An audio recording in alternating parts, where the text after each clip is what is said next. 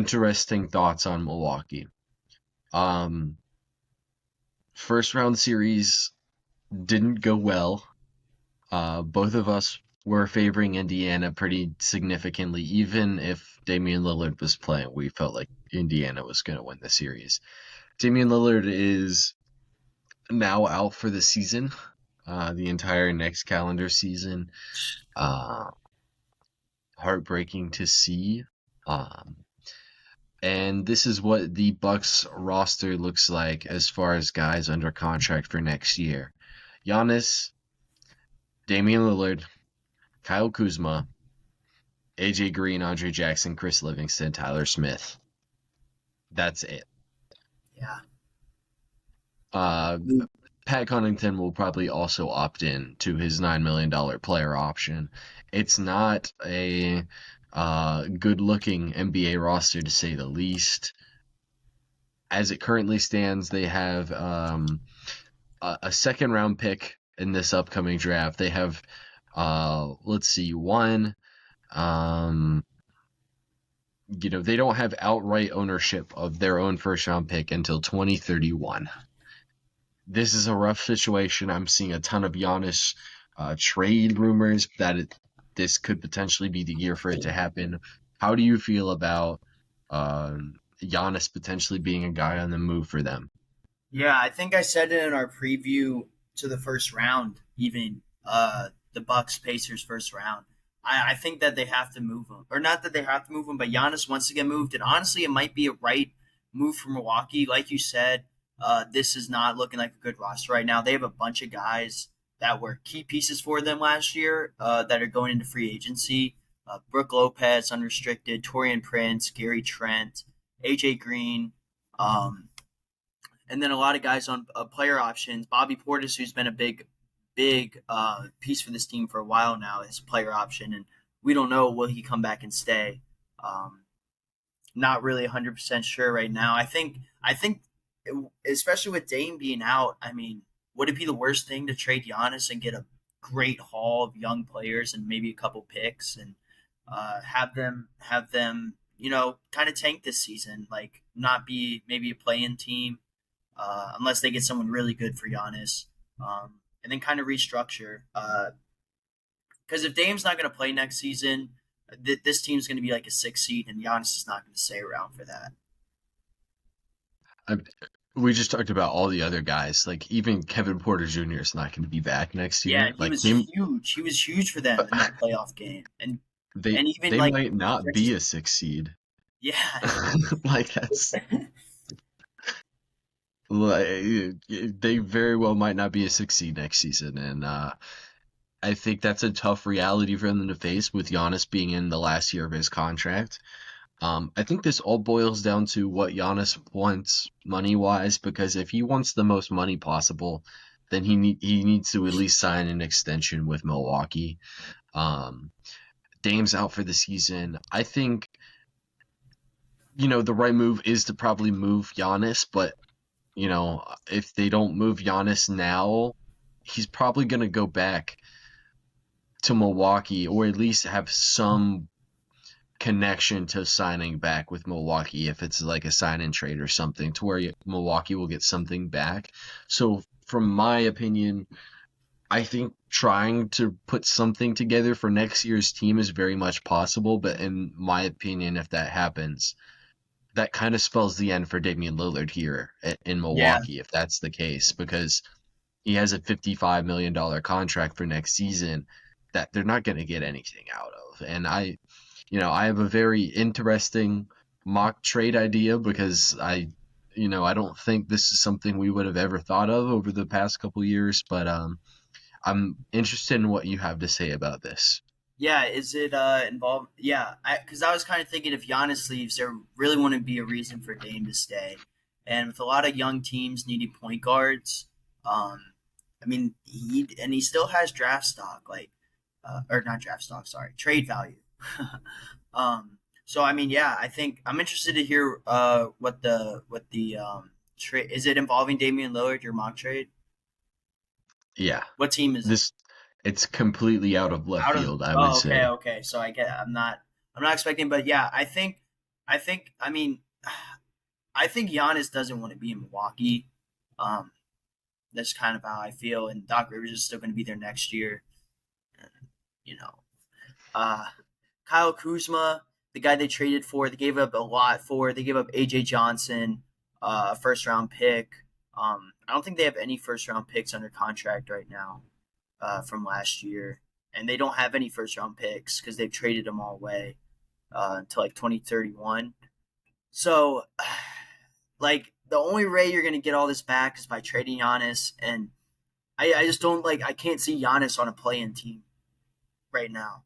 And if he stays on that team, that's what it very well might be. So what's that mock trade looking like, Pat? I'm very interested. So the good thing for Milwaukee too is they are going to have some type of cap space this offseason. It won't be a ton, but they will be under the cap by default or right at the cap. So they will get a full mid-level exception, which they can use to sign up to $12 million of player salaries, or use that mid-level exception as a trade exception. So that gives them some flexibility. They can also re-sign Portis, Brooke Lopez, um, Connaughton. If he were to test free agency, they could re-sign him. Porter Jr. and Trent and Torian Prince. They could not do that with, but they could do it with like Jericho Sims or that's about it, right? And I think the fact that these are the guys we're talking about kind of explains the situation Milwaukee's in. But they have some flexibility, and I think if they're going to have any type of success next season, is they need some other offensive piece outside of Giannis to kind of do a fake Damian Lillard impression. And I don't really know how good Damian Lillard's trade value is going to be. Um, like because he's a 35-year-old player who's not going to play till he's 36, coming off of an Achilles injury. Like I think that's about as low as trade value is going to get. But I think there's a lower trade value player out there, and I think it's Bradley Beal. And I've I've put together the Hawks potential trade offer that they were actually interested in. They just ultimately didn't pull through with it. I think this is kind of like the one team that I think could actually use the skill set Bradley Beal has, and for them the alternative is Damian Lillard not playing at all, making $55 million versus Bradley Beal playing a little bit more at least, and actually playing uh, for $55 million. And I think you could do that. You could potentially get a role player thrown in there like a Nick Richards or something like that. You could use your mid-level exception to take on Royce O'Neal, um, and that could be something that they do. Uh, and it could just be a way for them to get players onto the roster. Um, yeah, I Uh, just want to know what you think about this one. yeah, I like that. I mean, like you said, it's better to have someone that's playing than not. Um, and with the trade value maybe not being as high, like getting what you can get. I mean, getting a Bradley Beal after a down year, being like heavily hated on with a chip on his shoulder could be a good thing. Changes scenery in Milwaukee, where he will have a more prominent role. I do think that out of Devin Booker and Kevin Durant, he was obviously like the third best player on that team, just talent wise. And it was just like a different role for him, being the number one guy in Washington for 7 years almost, like ever since Wall got hurt. So if you step into the role where you are the number two guy and Giannis is really leaning on you to help, uh, it could be big for Bradley Beal. But um, he still has the no trade clause, right? So that would have to be waived. So that's the one hard part about dealing with a player like him or LeBron, uh, the only two that have it. So um, yeah, I do like it though. If they were able to pull it off, like you said, even if they could get you said that they would also get Royce O'Neal if they use their mid-level exception. Yeah, they could get Royce O'Neal in a deal. They could also just like put Kuzma in the deal as well, and that way they keep their mid-level exception. Um, they could get it done a couple different ways to get role players back in return because like I would still say Damian Lillard has possibly more trade value than Bradley Beal does, so you probably throw something else in there and like role players right now shouldn't be too much of an importance for Phoenix. So, Yeah, yeah, like you would be willing to get it done, especially because it looks like they're going to enter like a soft rebuild. And I think I would rather have Damian Lillard potentially like, because if Damian Lillard comes back in a year and looks close to himself, you could actually get a good return for him potentially. Like, I look at it like how Chris Paul was in OKC for the 1 year in OKC where he had the big bounce back season and then he gets traded to Phoenix.